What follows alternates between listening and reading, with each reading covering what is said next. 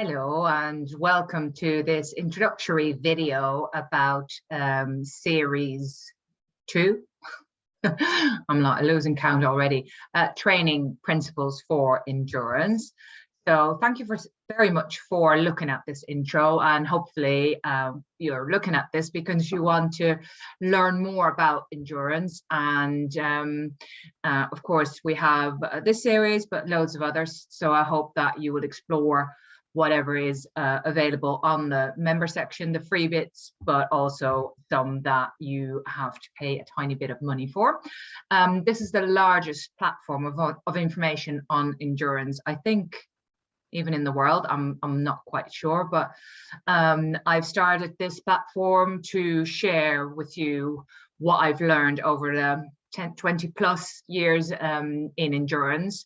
And I've been really trying to educate myself on everything that is endurance related, and I'm hoping that you will benefit from that as well. So the member section is ever expanding. It's very much a work in progress. I am recording all these tutorials as we speak. So have a look and keep looking back, because the intros will tell you something about what's in the series, but also if you come back, there probably is more than what there was before. So keep checking and see what is interesting for you. So if you want to watch this series, Training Principles for Endurance, that requires a small fee to watch, and you can see in plans the different options you have to select a period of time to be able to view that. But I think it really will help giving you a vital structure for your upcoming season and having a bit of an idea of how principles work. This one is sort of tied in with the next series, which is actually, this is the theory, and then we're going to use the theory in practice. And then if you want total structure, the whole online endurance coaching, endurance step-by-step, is perhaps something that you want to check out. You can start that at any time you would like. It gives you 70 tutorials, including this one in this series. You'll get workbook tasks to work on the specific things to really help you with applying everything that I've been explaining to you. We have a Facebook support group to help you. You can ask questions there, you can discuss your tasks, and I am there to help you. And I'm also there to help you with monthly Zoom Q&A session, question and answer sessions. So you're very welcome to join that, and that will give you loads of help. So in this series, there will be 9 video talks, the intro, which you are watching now. And then we have 8 tutorials that you can access, and not all of them you can access for a small fee, but the series you can purchase, and I might make some available individually when I think that is a really important one. So these are the 8 tutorials, and they will all focus on a little aspect, a specific aspect of the training principles that we have for long distance riding, for endurance riding. So different horses and different situations require different training. The second is quantity versus quality, which is something I'm a very strong believer in. So it's not so much versus as in that they should be together. Then we have the structure of training for your upcoming season, so that will give you the training phases I use. Then we're going to look at some of the endurance stimuli that we can use for endurance training.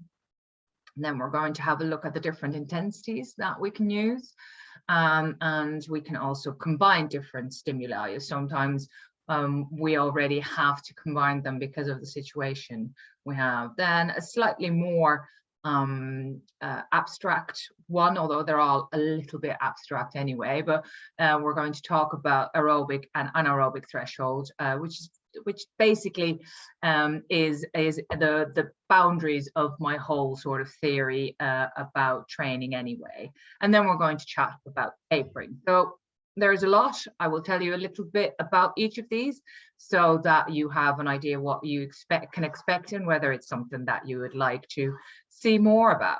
So we start with different horses, different training situations mean that you have different training. So if you've seen the free introductory series starting with endurance, and perhaps you also have already seen series 1 preparing your upcoming season, you will have got some idea that different horses in different circumstances all influence the training of your particular horse. And that's why it's important not to use a black and white program that is not catered for your specific needs, because that gives you definite risks of doing too much, or perhaps even doing too little.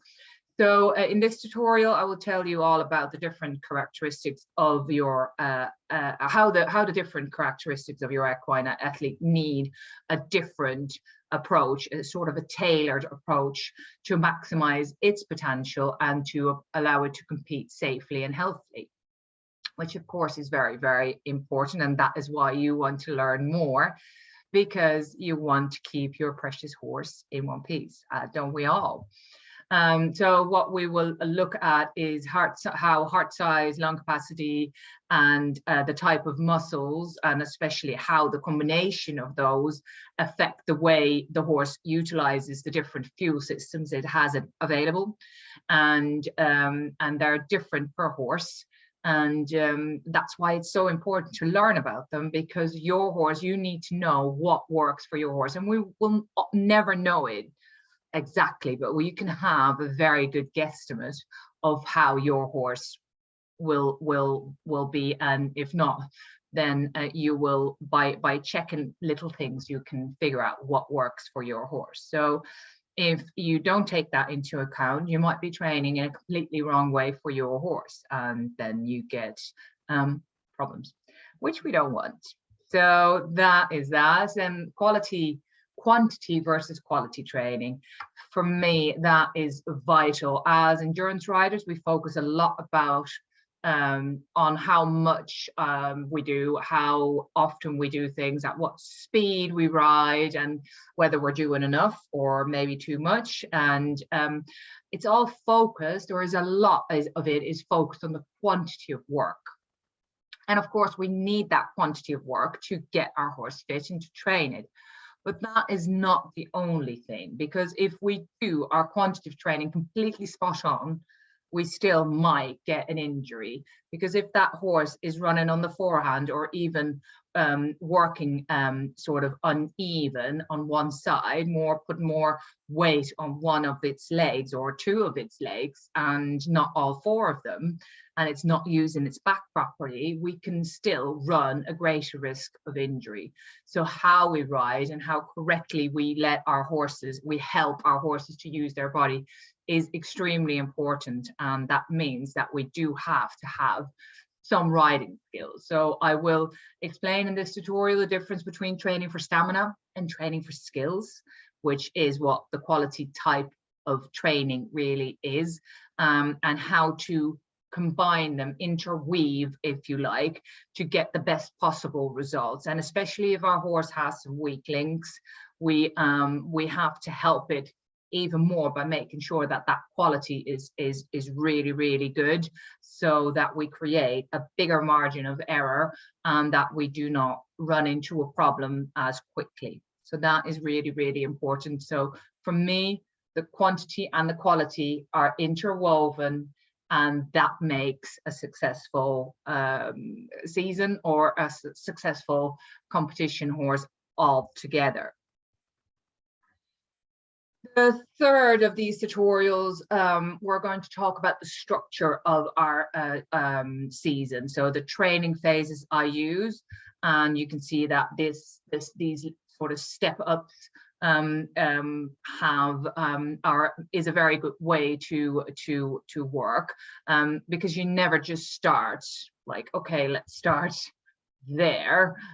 You have to prepare the horse's tissue, the whole body of the horse, for the work that is coming later on.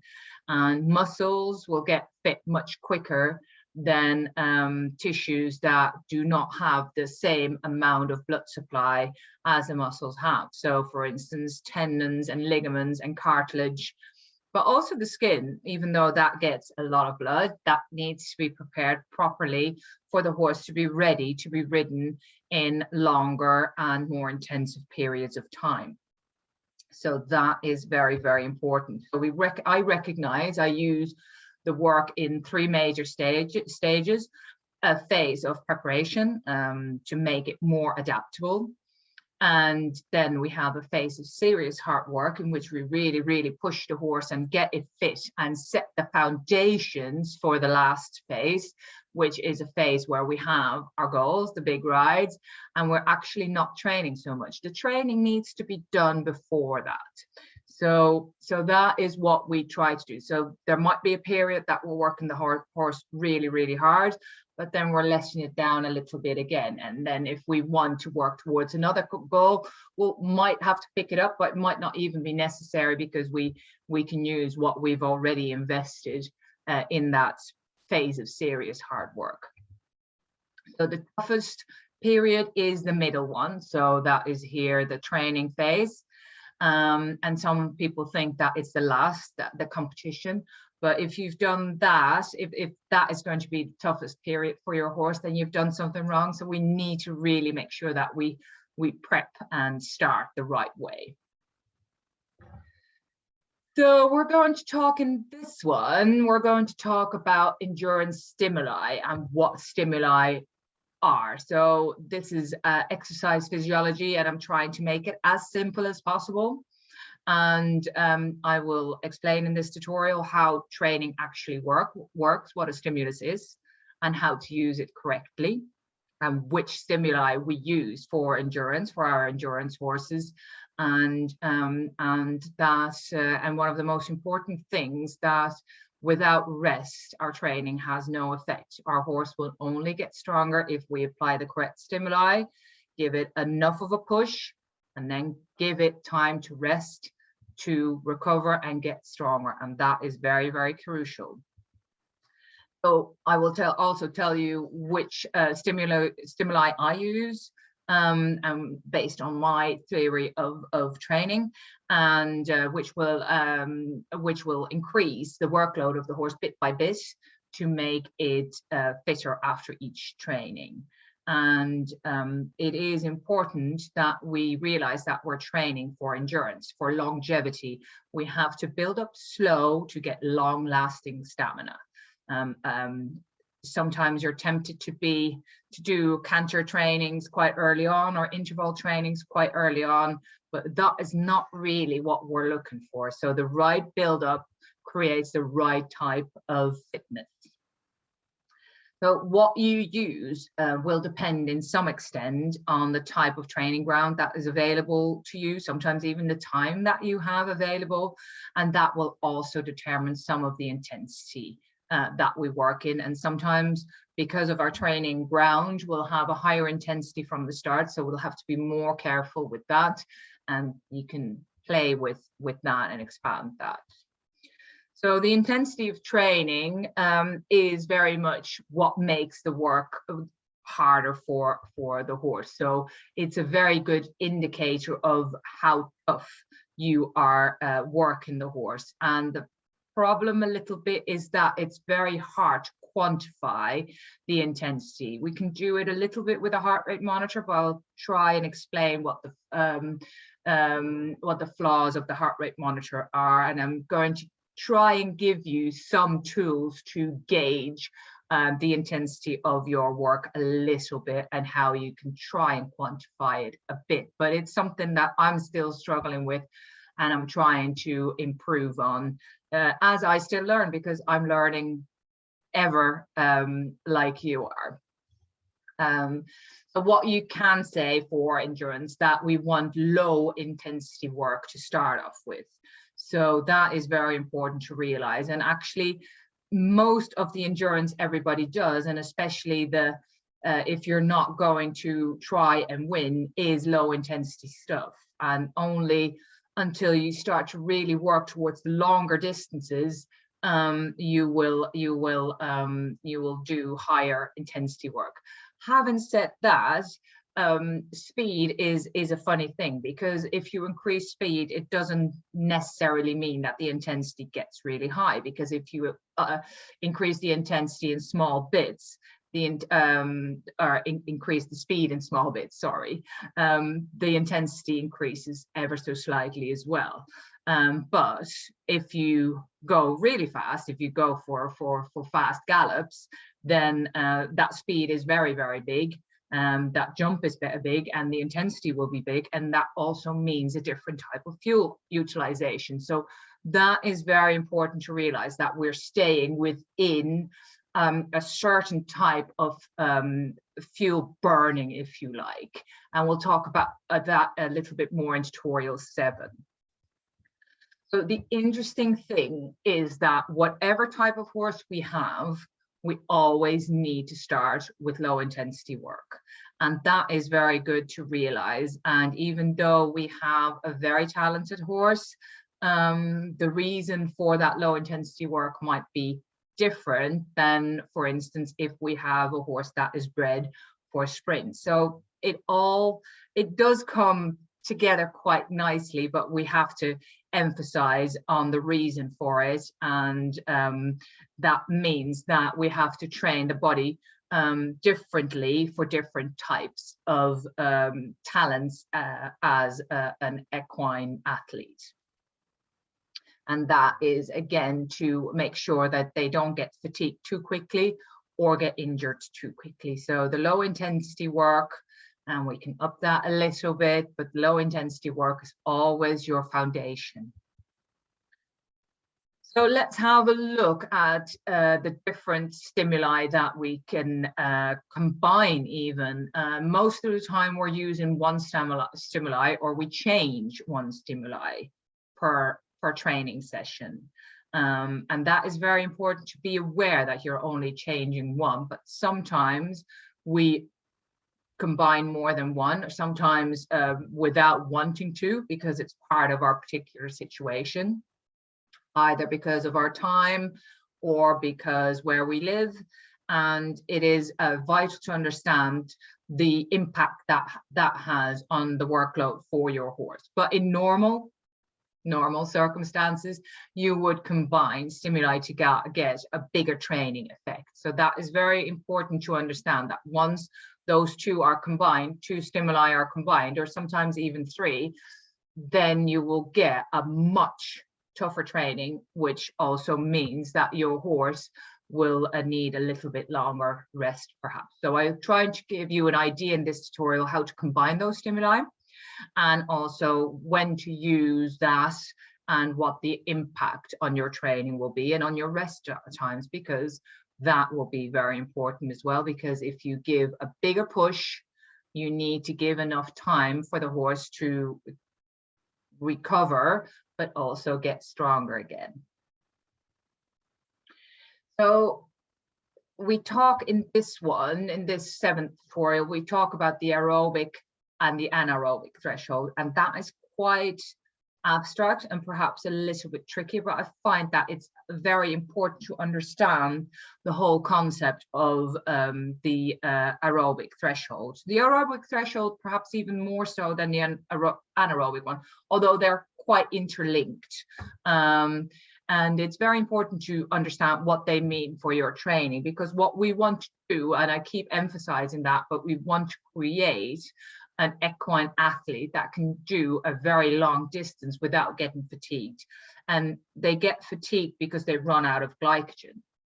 So if we train the horse correctly and teach it to use its ability to ride without having to burn fuel anaerobically, so without oxygen, which makes the glycogen go very fast, that is crucial. So we want to try and teach our horse to be a fatty acid burning machine. And that we do by trying to get that aerobic threshold to stay under that aerobic threshold, but make that a little bit higher all the time, because we can influence that. And my method is already, with the phases that we use, and also with the different stimuli that you can sort of increase, that is already working towards increasing that aerobic threshold. So but this is the theory that goes underneath that. And I thought it was very important to let you in on that a little bit as well, to see what the reason behind everything is. The last tutorial in this series will talk about tapering. And you might have heard the term tapering, perhaps in other sports or perhaps by other endurance riders. And I will explain a little bit about what tapering is, the effect it will have on your horse's fitness, and when and how to use it correctly. Now, the funny thing with tapering is that it's still a little bit of an enigma, of a mystery, even within sports physiology, because it's not quite known how it works, and especially not how it works on different types of athletes with different kind of intrinsic qualities. So and that also makes the period to taper quite hard to define, because it can be different for an endurance athlete to a sprinter athlete, and the different types of muscles and heart and lung capacities they have. So that is making a tapering a little bit abstract, and there is no black and white sort of set of rules for it. But play with it and use it, because it is very important. Even if you're just tapering for a short time, like 7 days, that is very good, and you'll start to realize how that affects your horse. Right, so that was the intro of training principles for endurance. I hope that this has given you some idea of the information you will get in this series, and there's so much to talk about, and I'm never done talking about everything, but I'm hoping that this will give you a nice theoretical, without being too sticky and tough to get through, but a nice theoretical framework to base your horse's endurance journey on. So as I said, you can purchase this or any of the other series for a small fee. You just go to the plan tab, and there is a plan for individual series that you can purchase, or you can see the series is actually available for a longer period of time than just a month.